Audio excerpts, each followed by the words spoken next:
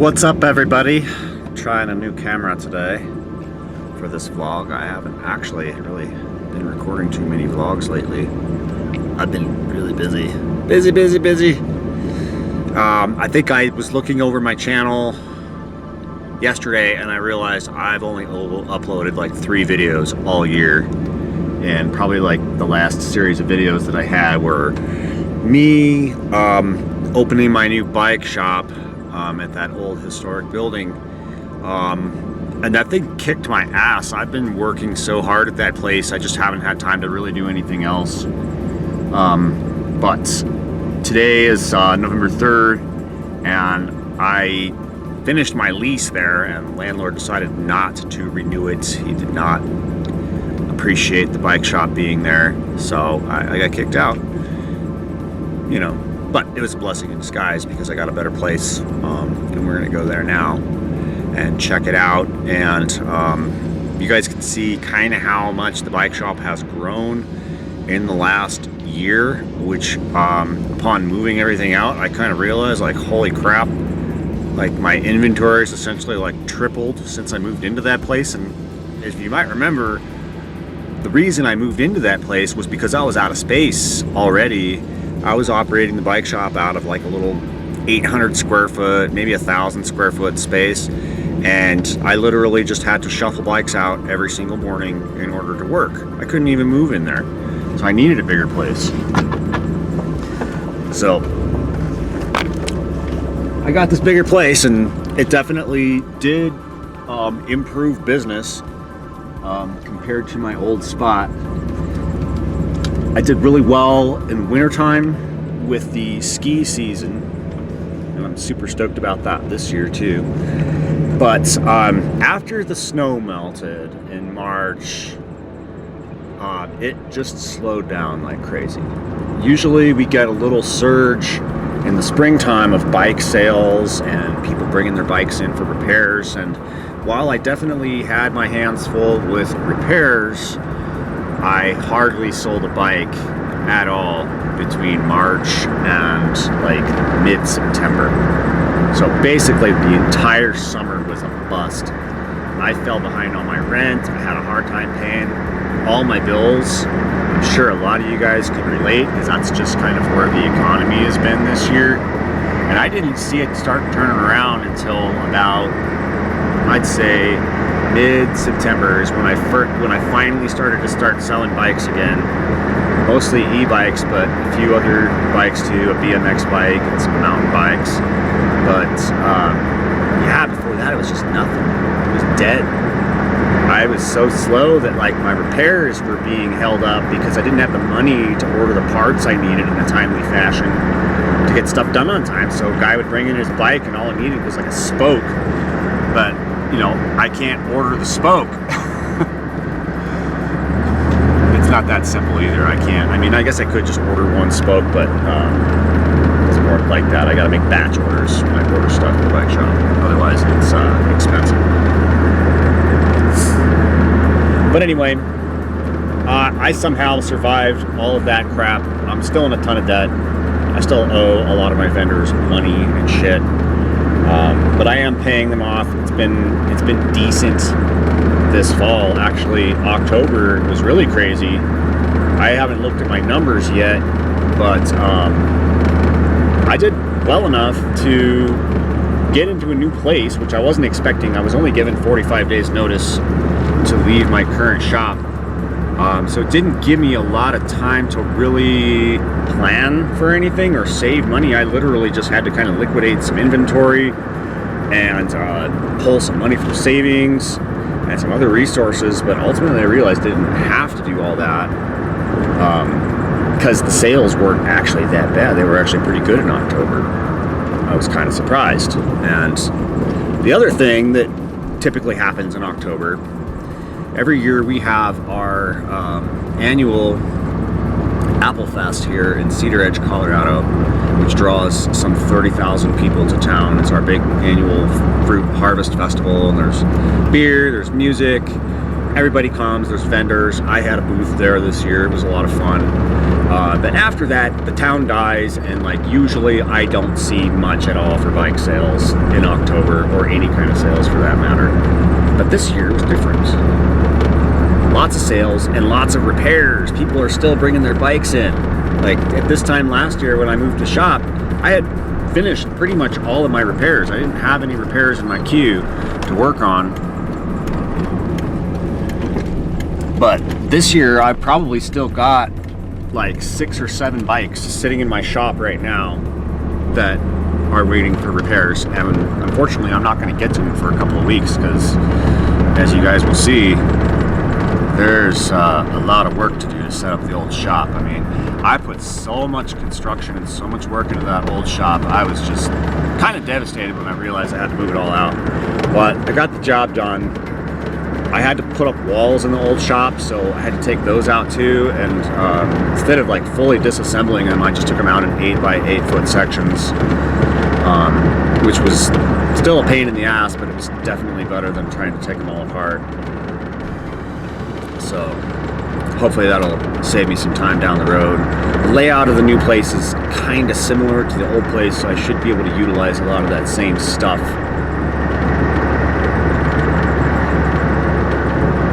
But yeah, headed down to the bike shop. So I'm gonna put this camera away here, we'll get some coffee, and we'll see you guys down there.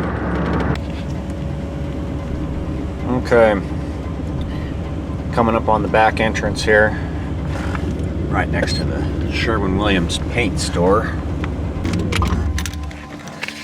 All right, and I also found out on the way down here that I don't have any freaking headlights. I don't know what's going on. There's a disconnect somewhere. There is nada, nothing. Oh, now we got them. Now we got headlights. There's a loose connection up there somewhere, because when I first turn them on, there's a delay, and then they're fine. But yeah, for a little bit, like, something wasn't right. So there's some stuff going on underneath the dash there that I need to address on this truck. I've been putting it to use quite a bit. It took me like 10 days to move out of the old shop, mostly by myself. I had help here and there, but 80% of it was by myself. But luckily I had a box trailer, this truck, and a flatbed trailer to haul everything here, and it literally filled the place wall to wall. So let's go check it out. Well, there it is. This is my back entrance anyway. One of the reasons I chose this place was because it has a bay door, which is super dope. And I'm really stoked to have that. Alright. It is raining, so try not to get my new camera too wet.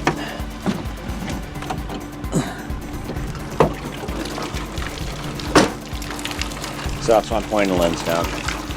Got to unlock the door. I'll just catch you guys in a second here. Not much of an awning here in the back, but look at this. Here we are, and yeah, it's just it's crazy. There's just stuff in here all the way. You can see the front of the store way up there past all of this shit. So, yeah, so much going on here. I don't even get my internet or my heat turned on for like 2 more weeks. You know, and this, so it's gonna get chilly in here. That's my prediction.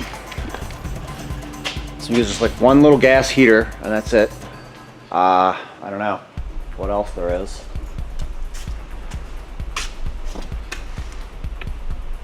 But there is just been stuff piling in here every single day for the last 10 days. And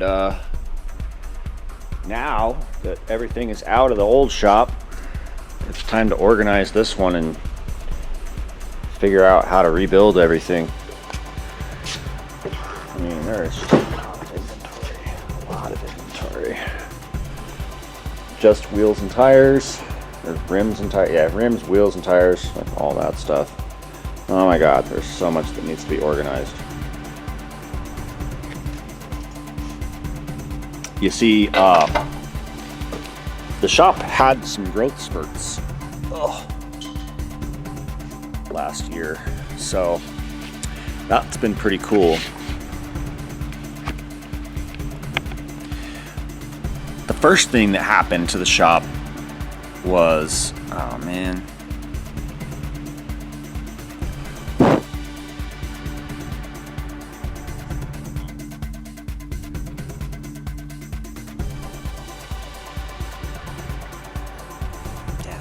I don't know where the damn camera cleaner is, but you guys can see that little orb right there following me around. Yeah, because there's a big old speck right in the middle of the camera lens. And I don't have anything clean except maybe some toilet paper to even brush it off. I won't blow it because I might spit on it. Well, let's see what we got here.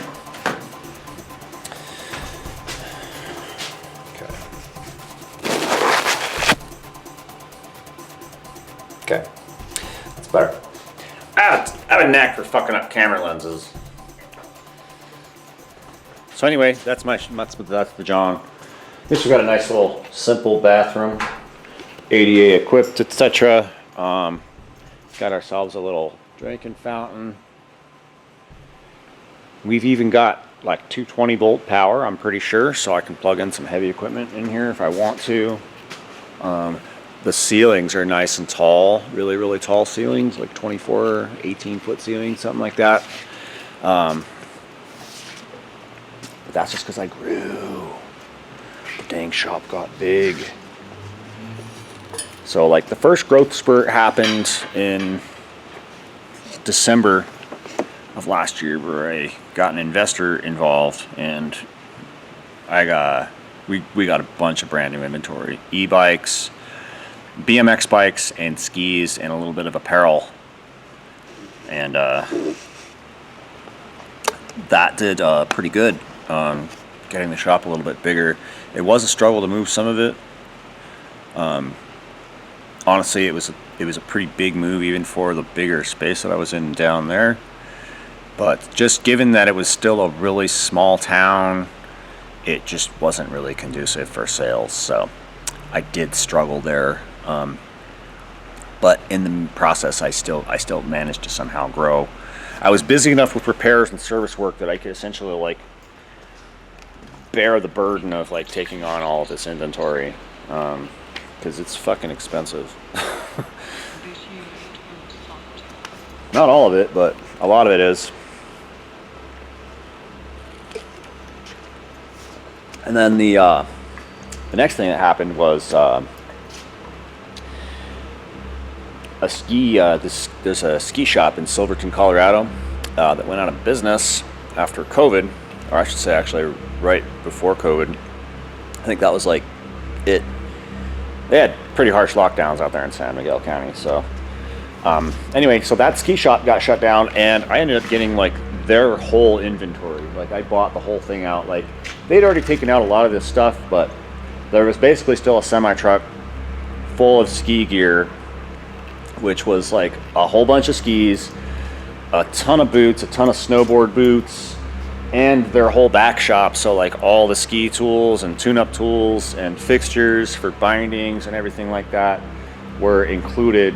So I'm quite well set up for the ski season this year as far as my back shop goes. And that's something I didn't even do 2 years ago. I didn't have a ski back shop. I didn't do anything except rent Nordic skis, and all I had was classic Nordic skis just for noobs. And I've expanded that, and now I have off-track skis. We've got skate skis, we've got telemark skis, we've got all kinds of different skis in here, and starting to get a little bit more into that backcountry AT game out here, because the Colorado resorts are kind of overrated. They're so damn expensive. You might get 2 or 3 runs in a day. You're going to be standing in line for a good chunk of the time. And it's like, you know what? If it's gonna take me that long to get up the mountain, I'm just gonna skin up, or or hike up.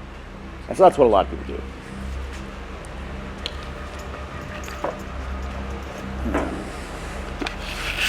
My arms are tired. I can't even hold this camera with the same hand for more than a few minutes. Because I've been just working my ass off, moving all this shit. I can feel it in my joints. You guys, I'm sure some of you watch the Huberman Lab podcast, and he talks about muscle fatigue and muscle recovery and stuff like that. Well, I definitely feel like I've been overtraining these last 10 days, just fucking going at it. So my upper body is shot right now, and I definitely am enjoying this rainy Sunday here where I'm not going to be doing much of anything except a little organizing here. I kind of want to make sense of some of this chaos.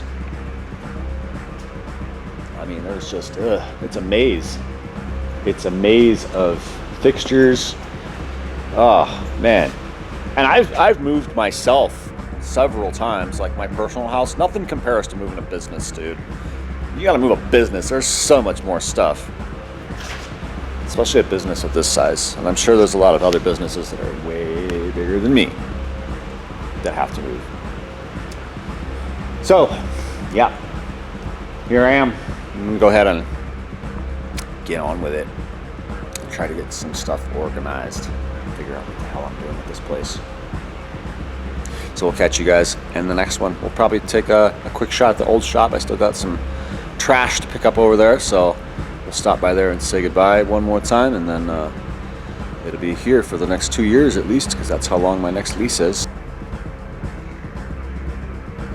Oh yeah, but before I go, the third growth spurt I had last year was when I got the UBCOs. Okay? UBCO allowed me to finance 5 bikes to get them on my sales floor. And I was really happy about having these bikes in here because I'd seen really good reviews about the bikes. And I had worked on one previously. I had a customer bring one in that was totally thrashed. It fell off of an RV and got drug on the highway for several miles. So that's how I came to know them. And they're the most fun bikes ever. Like, as far as electric dirt bikes go, I still haven't tried any actual dirt bikes. But these are fucking fun. So fun. So fun. 2-wheel drive, 30 miles an hour, totally off-road capable, can go pretty much anywhere. And so I accidentally put 500 miles on the white one, just tootling around the area and exploring and kind of checking out to see what all these things were capable of, because if you want me to sell something, I got to get to know the product. So I definitely got to know the product, and I'm really thrilled about selling them. But the problem is the sales started off quick. I sold 2 within 3 weeks, and I thought, hey, this is a good start. But then it just stopped. I haven't sold one since June, unfortunately. And UBCO's been doing some weird stuff too. Like, they keep firing everybody. And so every time I need something or contact somebody, there's like a new crew of people.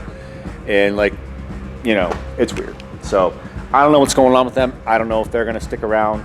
But I've had a lot of fun with these bikes. And hopefully they'll take off down here at this new location. Who knows? But anyway, yeah. So I'm going to try to figure some stuff out. I just figured out I can get internet here through a guest access from our neighbor, Sherwin-Williams. So thanks, Sherwin-Williams, for your guest Wi-Fi network. It'll get me going until I can get my own hardwired internet installed here in a couple of weeks. But I got a lot of work to do between now and then. I guess my plan here is going to be like, basically, you can kind of see if you look at the wall that this was previously a retail space with a huge back room, back warehouse. I don't remember what was here, or nor do I know. I'd have to look it up or ask the real estate agent. But you can see where the old retail space was because they've got the walls painted off. They had probably some kind of like hung ceiling in there. I don't know exactly what I'm going to do yet. Who knows? The sky's the limit. Like, basically they just told me, like, It's one of those triple N leases, so that basically means I'm essentially the owner, but not the owner.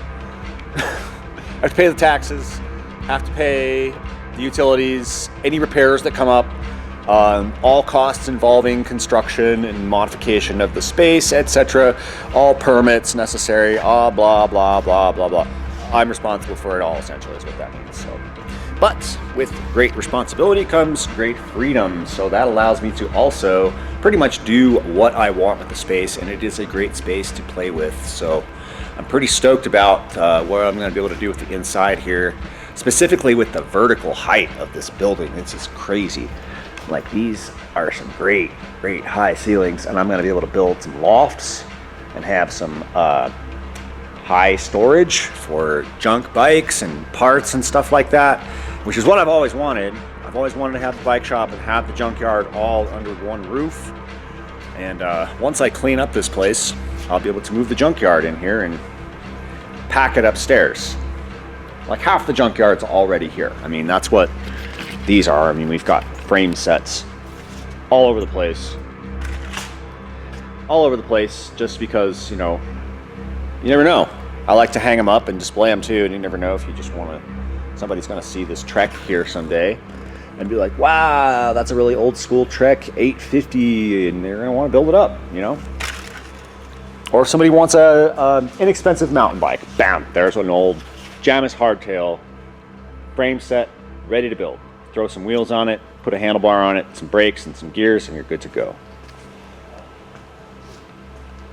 But it's almost ski season, so I'm not too worried about the bikes. It's going to be winter soon, so I've got to get that pile taken care of.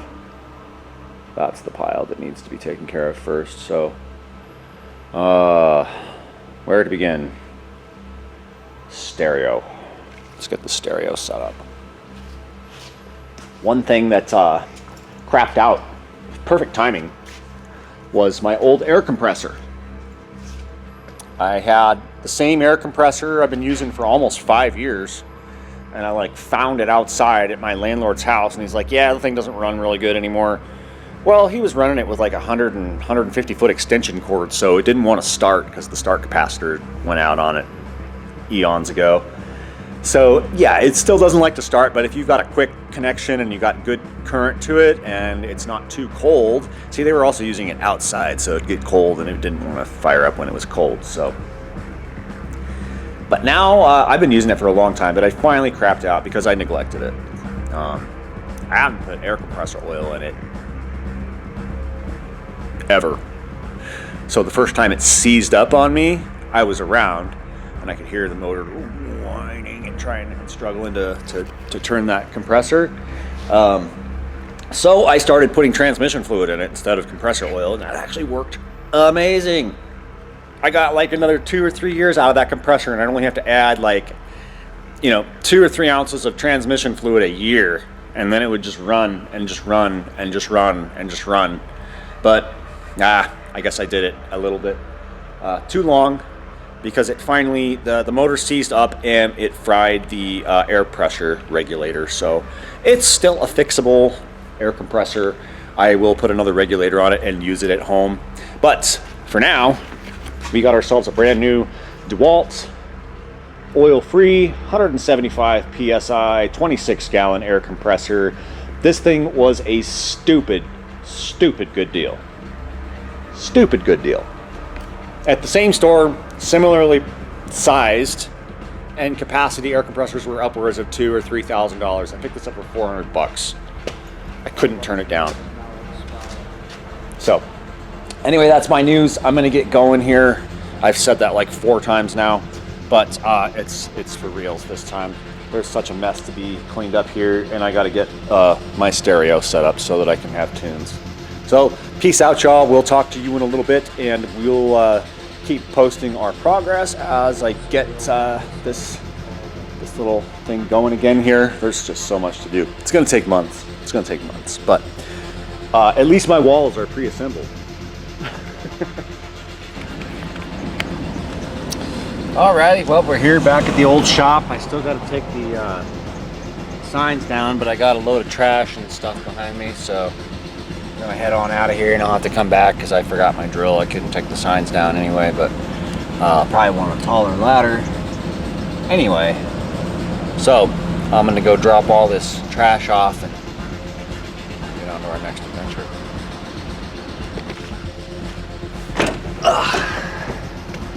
Oh yes, the slightly less glamorous parts about being a business owner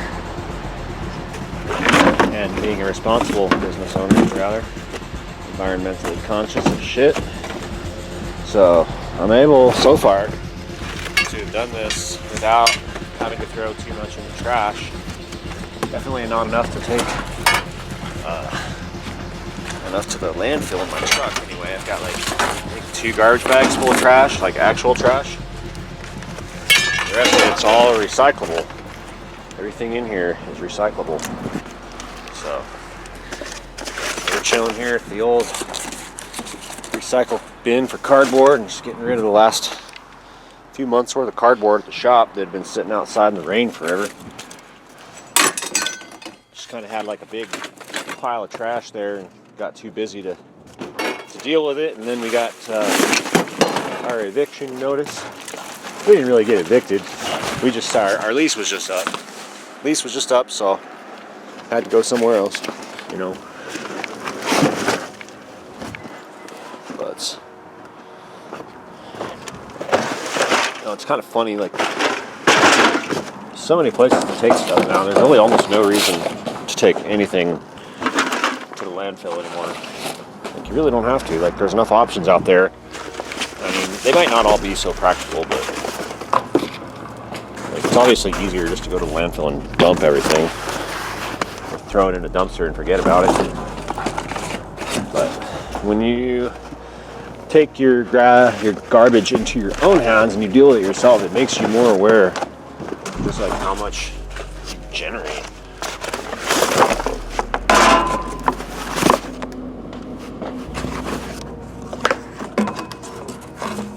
I swear to God, these fucking e-bike boxes are like the masters of origami. The way they fold these boxes up to create 3D shapes that fit their e-bikes perfectly is really kind of insane.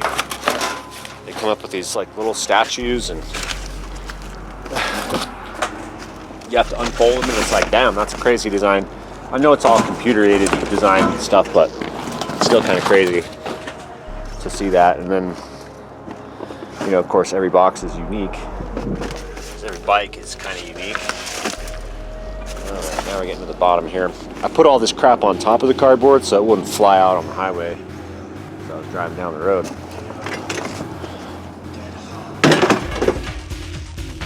That's why it's good.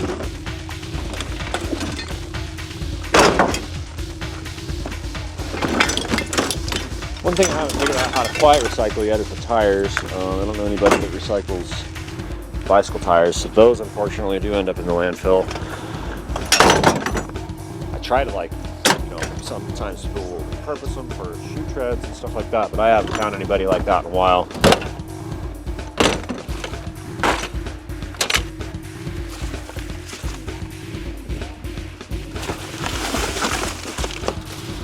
A lot of cardboard. Most of this cardboard was actually just from 4 e-bikes. So I had 4 giant Abington e-bike boxes to dispose of. And there's a lot of, like, all their packing materials. It's pretty environmentally, like, their whole thing's cardboard. They don't use, I don't think, any styrofoam. I'm trying to think. Do they use some styrofoam? They use a little bit of styrofoam, but it's mostly cardboard and paper-based packaging. So it's, like, totally recyclable. It's kind of neat. Abington's kind of like smug like that, you know. They're all like, we're saving the environment by riding e-bikes. It's kind of ridiculous, but, you know, let them be smug. Like, when you turn their e-bikes on, there's a setting in there to see how much, like, CO2 you've, like, cut down on and how many trees were planted because of you or whatever. Riding an e-bike somehow. Never mind the cobalt and lithium mines. No trees growing out there.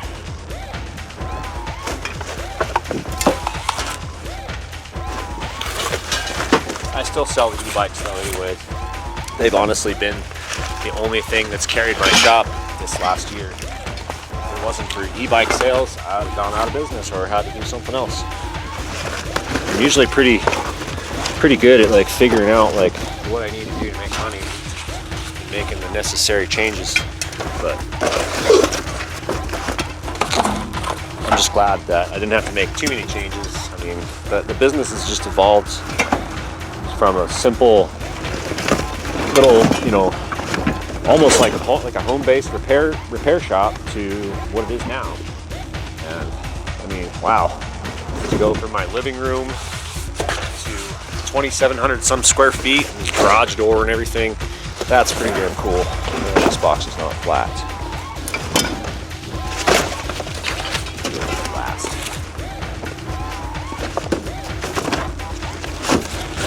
So we got just a few more days, a couple more days before the election. Tensions are high, but not around here so much. Although for the first time I'm seeing more of we're kind of an anomaly. We're a red county in a blue state. I live in Colorado. It's just as bad as California, because it's mostly Californians that live here now. And they brought their voting habits with them. So,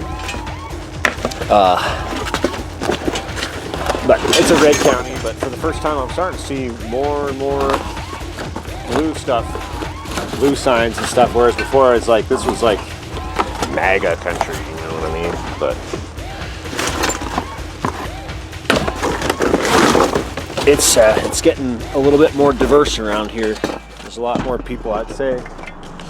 I don't know what the official numbers are, but just based on driving around and seeing new home construction around the county, I would say that our population increased like 10% just last year.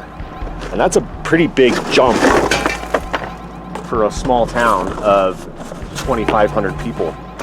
You know, 3,000 people live here in Cedar Edge, but the surrounding area is probably more like 10 or 15 now, because most people aren't buying in town, they're buying in these beautiful mountains that surround the area here. You can't see any of that, but and so there's more money and yuppies coming from the Front Range. Now that's really why Colorado is a blue state.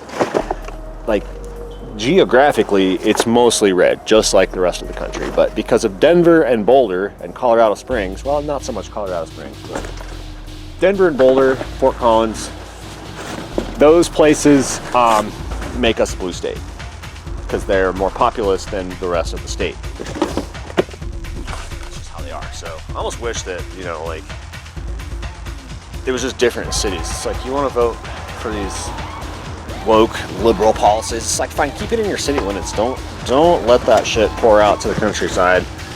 We don't want it. We don't need it. Doesn't make any sense to us.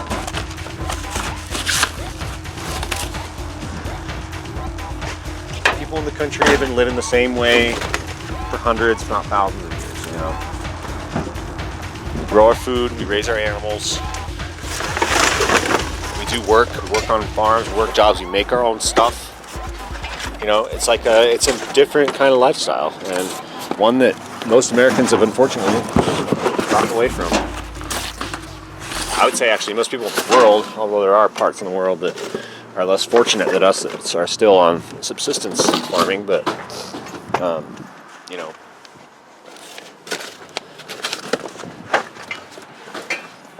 people in these cities just don't have a fucking clue. Like most of the fucking propositions, constitutional and statutory in Colorado, were leftist agendas. Like almost all of them. Not entirely, but there was quite a few that were, for sure. So I voted no on all those, obviously. I voted pretty much straight red. Trump got my vote. So we'll see what happens in a few days. I don't really, you know, I'm not going to trip if I don't get what I want or who I voted for, but it's definitely going to change my attitude, like how I'm going to go forward, you know? Like, I think everybody's kind of like that. We're all kind of waiting to see what happens, and so we can plan accordingly. I mean, some people are just going to be up in arms no matter what. It doesn't matter who wins. It's going to be, half the country's going to be pissed off. But I'd like to think that the Republican side is going to be a little bit more civil than that.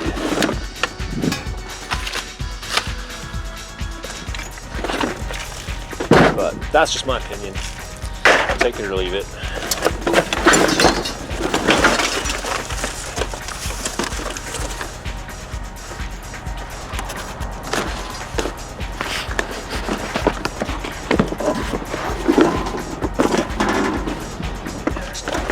Just a lot of weird shaped cardboard, like all these weird origami shapes.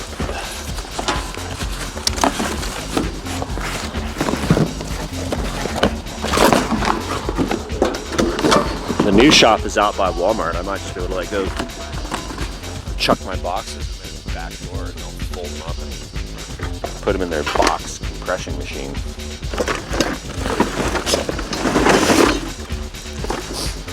It's kind of funny that I'm next to Walmart at the bike shop. The Walmart's like right across the street from me, like behind my shop. And so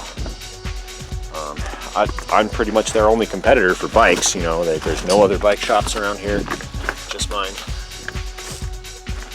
And so the only other place to get a bike or anything bike related would be Walmart.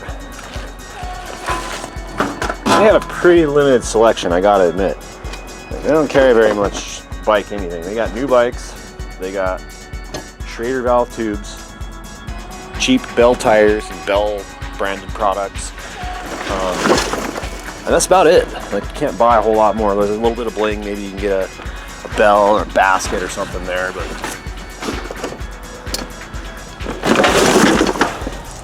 you definitely can't get service though. They'll tell you to take a hike if you go there with a flat tire, or they'll just sell you tube, maybe a pump, send you on your way, some slime or something, you know. But it'd be nice to have the shop right there because people will start to know, get the word out. So if somebody's at Walmart or whatever, they're like, "What the hell, man? Where can I get a Presta-Valve tube?" You know, you can come over to my shop, just right across the street. So I'll probably pick up a little bit of business just on Walmart fails because they don't carry very much bike shit, and the shit they do carry sucks. So, not that I'd know. I haven't been in there for like 6 years. 6 years I have boycotted that fucking place. And shall continue to. Dude, this is another gripe of mine. Like, I was just moving my shop, and the worst boxes in the world are Amazon Prime boxes. Like, these things are flimsy as fuck. One-time use only boxes, and then they disintegrate.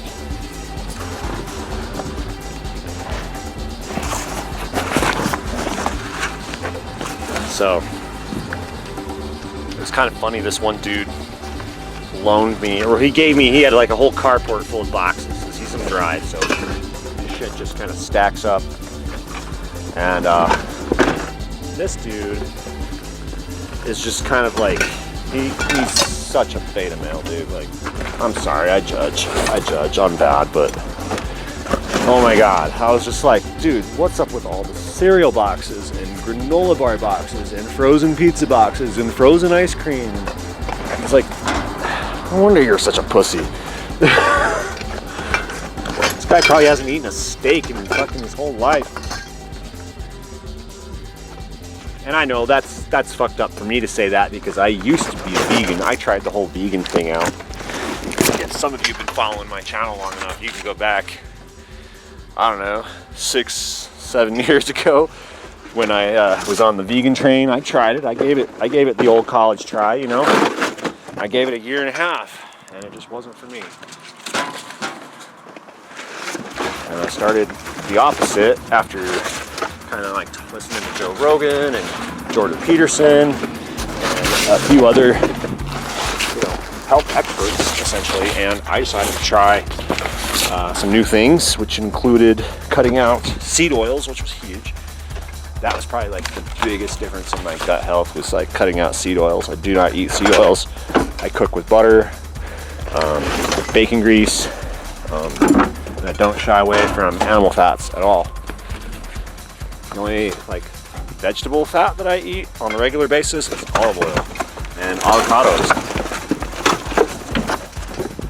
Aside from that, it's a pretty simple diet of just eggs, bacon, steak, chicken, butter, olive oil, and hell else do I eat. Occasionally I'll indulge in some pizza, not very often, but I figure it's like if I'm eating a pretty, like my base of my meal, like most of my calories are coming from animal fats, like it's kind of a hack, but you can still eat a pretty decent amount of sugar as long as you eat it after you've had like your satiary fatty meal for the day. So if you eat a good, like, you know, breakfast with like bacon and eggs and some good fats on it, some avocado, some olive oil drenched on it, and then you go and have a sugar bomb coffee espresso like I like to.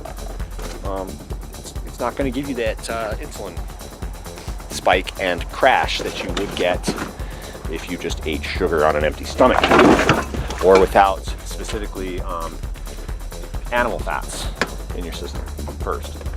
So there's an interesting hack. Just do that shit first. You'll be all right. You'll be able to do whatever you want the rest of the day, basically. Not whatever you want, but within reason. I mean, it makes it a lot better. I don't get coffee crashes anymore.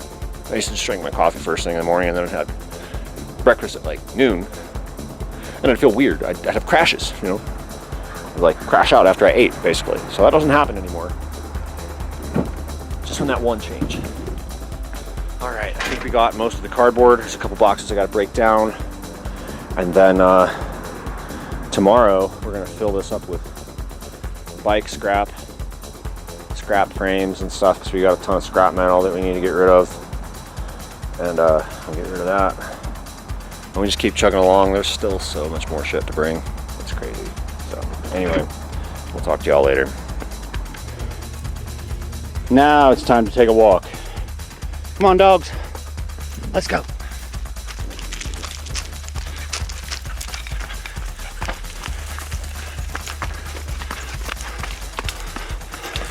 Hey, be good to your brother. They do this every day. Yes. Be good to him.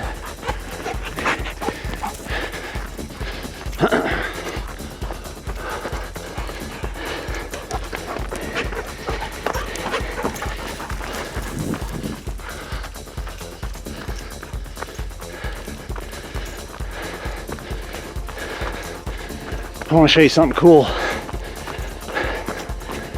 Now that our day is almost done,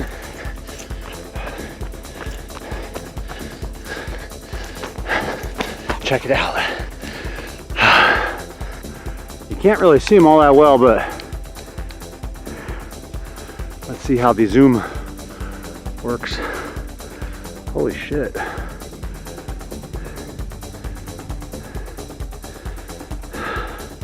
If I can hold the camera still. Oh man, that is gnarly. There's some elks out there today. I could get a better shot if I had a tripod. Let's walk down to the fence.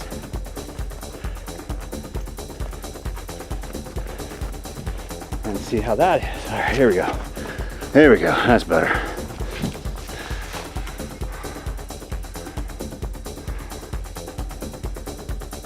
We got some elks hanging out on the neighbor's property. There's actually 6 of them, but the one elk took off. He's right there.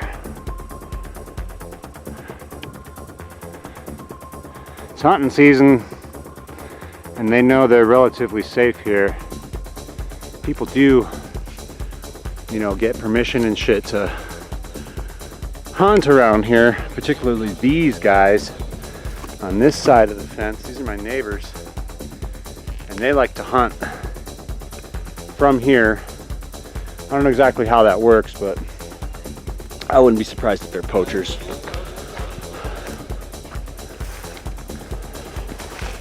So yeah,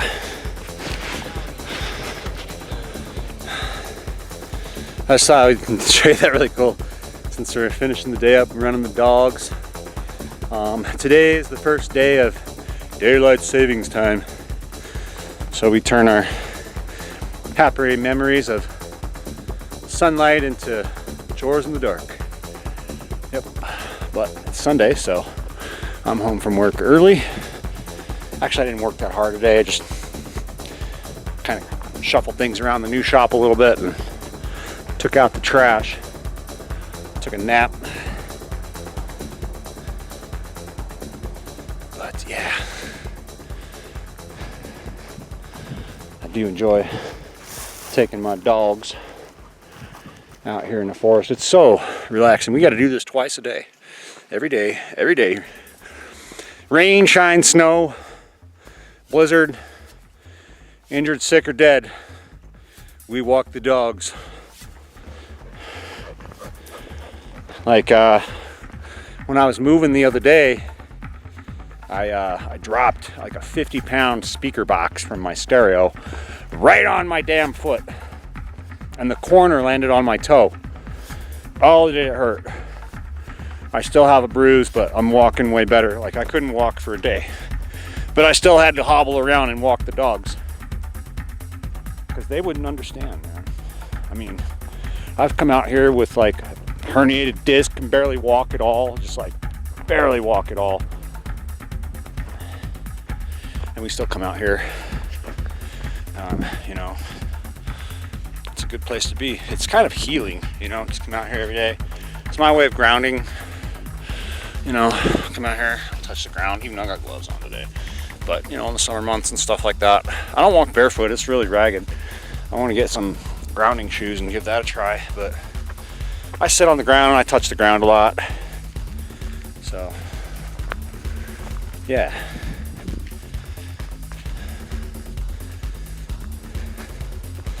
And anyway, I'll start posting a few more videos here as I make progress on the new bike and ski shop, and we'll see how it kind of goes from there. I mean, it's been intense, so I'm sure it's not quite over yet, but I'm really glad to have everything out of the old shop and into the new shop now. So there's still a few other items here at the house that I need to bring over, but I'll do that later. Such a good dog. He's so good. He's so good. Yes. That's my piker. The pork chop. Yeah. Good boy. Isn't he handsome? Just look at that dog. He's so damn handsome.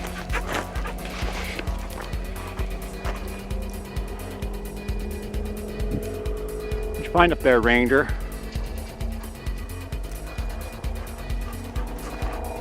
Huh. Well, it's starting to get a little wet out here.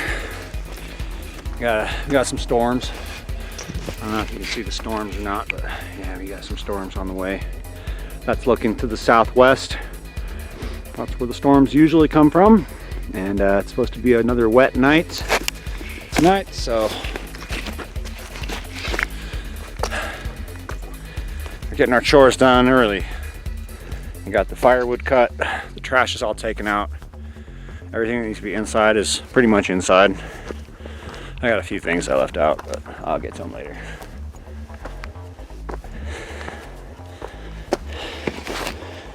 What a gorgeous boy.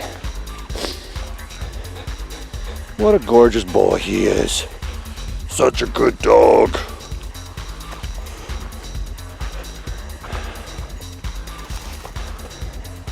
And for sure, there's a good chance I will wake up with snow in the morning. But, you know, I think I'm gonna wrap it up. My battery's gonna die soon in this camera. So I'll sign off and we'll catch you guys in another video another time. Peace out.